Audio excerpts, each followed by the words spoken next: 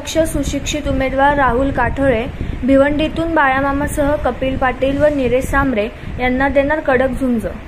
वाशिममधील स्थानिक उमेदवार राहुल काठोळे हे एक सुशिक्षित सिव्हिल इंजिनियर असून यांनी नुकतीच निर्भय महाराष्ट्र पार्टी ही जनताच मालक अशी राजकीय पार्टी स्थापन केली, परंतु तिचे रजिस्ट्रेशन झाले नसल्याने अपक्ष उमेदवार म्हणून ते मैदानात उतरले। जनतेच्या सहकार्य नेत्यांनी हे पाऊल उचलले। जनतेनेच गोळा करून दिलेल्या फंडातून त्यांनी उमेदवारी अर्ज भरला। त्यांना विजयाची खात्री असल्याने भिवंडीत प्रतिष्ठित उमेदवारांना शह देण्यासाठी ते मैदानात उतरले। नमस्कार, मी राहुल काठोळे। मी निर्भय महाराष्ट्र पार्टीचा ठाणे जिल्हा अध्यक्ष आहे आणि सध्याच्या म्हणजे 2024च्या भिवंडी लोकसभा मतदारसंघासाठी मी उमेदवारीचं नामांकन केलेलं आहे। तर ही निवडणूक मी का लढावी? माझ्यासारखा सर्वसामान्य तरुण जो सुशिक्षित आहे पण जो पैशाने बाकी उमेदवारांसारखा धनदांडगा नाहीये, मग त्यांनी ही उमेदवारी का लढावी असंच नेहमी मला पत्रकारांकडून आणि सर्वसामान्य माणसांकडून प्रश्न विचारला जातो। तर मित्रांनो, माझ्याकडे पैसे नसतील पण माझ्याकडे विचाराची श्रीमंती नक्कीच आहे आणि त्याच विचारांच्या नुसार मी आजपर्यंत आणि आतापर्यंत काम सुद्धा केलेलं आहे। मी 2021 पासून या कामाला सुरुवात केली। माझं त्याच्या अगोदरचं प्रोफेशन होतं म्हणजे टीचिंग करणं। मी इंजिनिअरिंग मुलांना शिकवायचो। त्यानंतर माझं फॅमिली बिझनेस आहे, ते फॅमिली बिझनेस करायचो।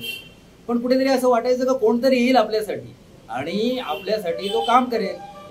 आपल्याला नेहमी एक स्वप्न असतं का एखादा आपल्याला नेता भेटेल आणि तो मग आपल्या समस्या असतात, मग त्या रस्त्याची समस्या असो, एज्युकेशनची समस्या असो, नाहीतर मग आरोग्यविषयक समस्या असो, नाहीतर मग रोजगाराची समस्या असो। आम्ही तरुण म्हणजे आम्हाला काय लागतं रोजगार, तर रोजगाराची समस्या असो या सॉल्व्ह करेल। पण माझ्या वयाचं 30 वर्ष उलटले पण अजूनपर्यंत एकही असा नेता आला नाही की ज्यांनी या समस्या बोलल्या आणि त्या सोडवण्यासाठी प्रयत्न केला आणि त्या सोडवल्या, असं कोणीच मला भेटलं नाही। मग शेवटी ठरवलं आपण स्वतःच उतरायचं। मग 2021 साली मी आम आदमी पार्टीच्या माध्यमातून या राजकारणात प्रवेश केला आणि अरविंद केजरीवालांचं काम मला फारच आवडायचं आणि मग त्यांचं कर्तृत्व बघून आम्ही या राजकारणात आलो म्हणजे आमच्यासारखं सर्वसामान्य माणूस राजकारणात येणं हीच फार मोठी गोष्ट आहे, नाहीतर सर्वसामान्य माणसं या राजकारणात चिकलच समजतं। पण आलो आम्ही या राजकारणामध्ये आणि बदल करण्याचा प्रयत्न केला। पण काही 2 वर्षानंतर तिथे आम्ही काही स्थानिक मुद्दे घेतले। स्थानिक मुद्द्यांना आम्हाला तसं दुजोरा मिळाला नाही। मग शेवटी आम्ही आमची निर्भय महाराष्ट्र पार्टी काढली। म्हणजे आम्ही ठरवलं की यापुढे कोणताही पक्ष जर आपल्या स्थानिक मुद्द्यांना जर वाव देत नसेल आणि तो फक्त झेंडेच पडायला लावत असेल तर मग अशा पक्षाची गरज नाही आम्हाला, कारण की आमच्याकडे पण विचार आहेत। हा देश, हे राज्य, आमचं गाव आणि शहर बदलण्याची ताकद आमच्यामध्ये सुद्धा आहे। म्हणून आम्ही मग काय केलं, आम्ही आमची स्वतःची पार्टी काढली आणि हे पार्टीचं नाव आहे निर्भय महाराष्ट्र पार्टी।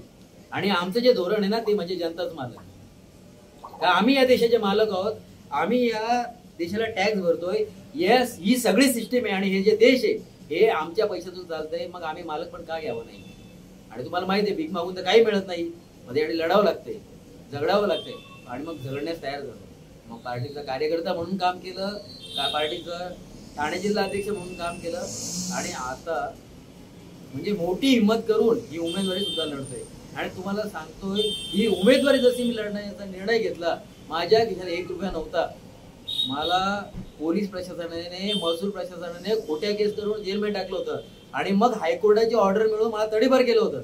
मी माझ्या गावात, शहरात, तालुक्यात जाऊ शकत नव्हतो। लोकांना मी माझ्या सोशल मीडियाद्वारे अपील केला की तुम्ही मला जर ही उमेदवारी लढवायची आणि या सिस्टममध्ये जर मला बदल करायचे तर मला या सिस्टमचा भाग बनणे गरजेचं आहे आणि मग या सिस्टममध्ये येण्यासाठी मग ही उमेदवारी लढवतोय मी। पण लढवण्यासाठी पैसे नव्हते माझ्याकडे अक्षरशः हे फॉर्म भरण्याचे।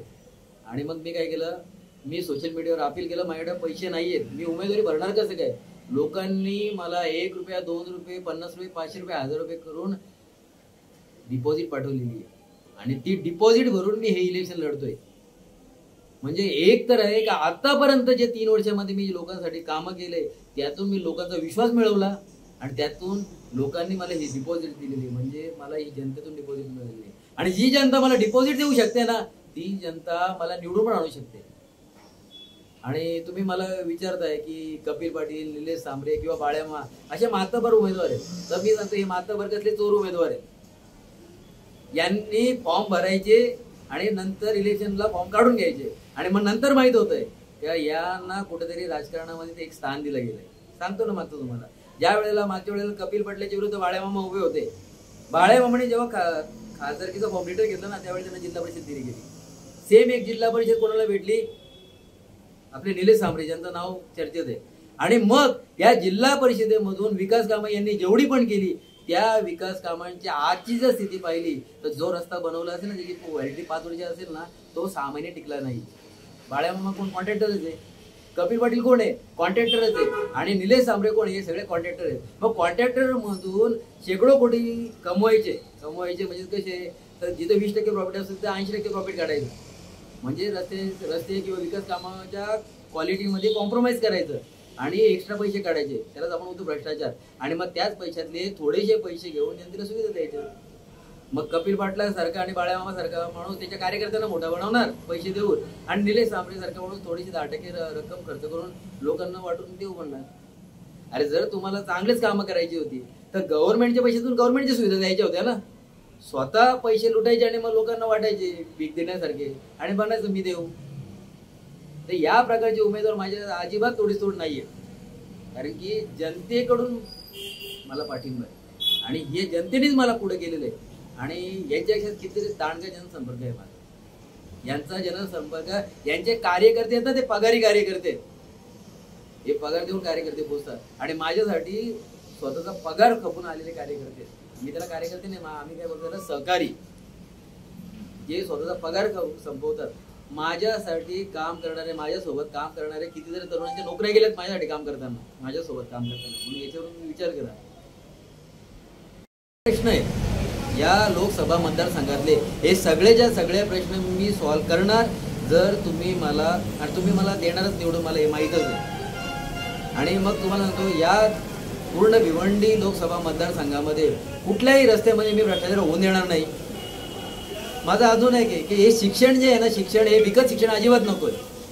तुम्हाला माहिती आहे इंग्लिश मिडियमच्या शिक्षणाचा अक्षरशः बाजार चालवला आहे. हे इंग्लिश मिडियमचं शिक्षण तेच, पण काय शाळा काय प्रायव्हेट. या सगळ्या इंग्लिश मिडियमचं शिक्षण सुद्धा सरकारी शाळांमधून कसं मिळेल याच्यासाठी मी प्रयत्न करणार आहे. हे प्रशासनामध्ये जेवढा भ्रष्टाचार चालतो ना, म्हणजे पोलीस स्टेशनमध्ये चालणारा भ्रष्टाचार, का तुम्ही पैसे दिले नाही आणि तुमची वट नसेल तर तुमची FIR कॉपी नोंदून घेतली जाणार नाही. म्हणजे तुमच्यासोबत किती प्रकारचा गुन्हा झाला तरी तुमची कंप्लेंट घेतली जात नाही. त्याच्यासाठी तुम्हाला लागतो वशिला, नाही तर लागतो पैसा. पण मी जर निवडून आलो इथून तर ही सगळी वशिलेबाजी बंद होईल. ज्याच्यावर अन्याय झालाय त्याची तक्रार नोंदून घेतली जाईल. कुठलाही सरकारी कार्यालय असेल आणि तिथे काम करण्यासाठी जर तुम्हाला पैसा मागायचा असतील किंवा जर ते तुमचं कामच करत नसतील, काम चुकारपणा करत असतील, तर आमच्याकडे त्याच्यासाठी एक टॅगलाईन आहे, काम चुकार भ्रष्टाचारी हेच खरे देशद्रोही. आणि अशा देशद्रोही यांना आम्ही या मतदारसंघातून तडीपार केल्याशिवाय राहणार नाही. आणि लोकांची योग्य ती कामे आणि योग्य त्या वेळेतच करून मिळतील. तर आणि हे बघा, असं काही BJP सारखं, काँग्रेस सारखं आमचं असं काही ठराविक असं धोरणानुसार आम्ही कामं करणार नाही. जी पब्लिकची समस्या जी गव्हर्नमेंटकडून पूर्ण व्हायला पाहिजे ती समस्या, मग ते ग्रामपंचायत असो, तुमची जिल्हा परिषद असो, पंचायत समिती असो, नाही तर नगरपालिका असो, तिथे जर तुमचं काम झालं नाही तर सरळ माझ्याकडे या, माझा नंबर घेऊन ठेवा. ती समस्या सोडवण्याची जिम्मेदारी माझी. माझ्या मतदारसंघातील तरुणांना जर रोजगार मिळत नाही तर त्यांनी माझा नंबर घेऊन ठेवायचं. त्यांना रोजगार पाहण्याची जबाबदारी माझी. तुम्हाला तुमच्या क्वालिफिकेशननुसार जर रोजगार मिळत नसेल तर ते मिळवून देण्याची जिम्मेदारी माझी. अशा सगळ्या गोष्टी मी तुमच्या पूर्ण करून देईल, ही माझी गॅरंटी आहे.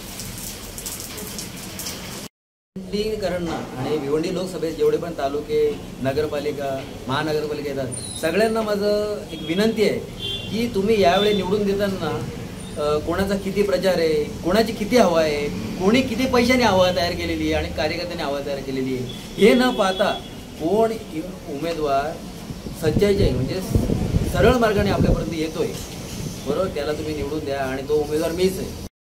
आणि माझी निशाणी आहे बॅटरी. तर बॅटरी या चिन्हावर बटन दाबून मला भरघोस मतांनी विजयी करा.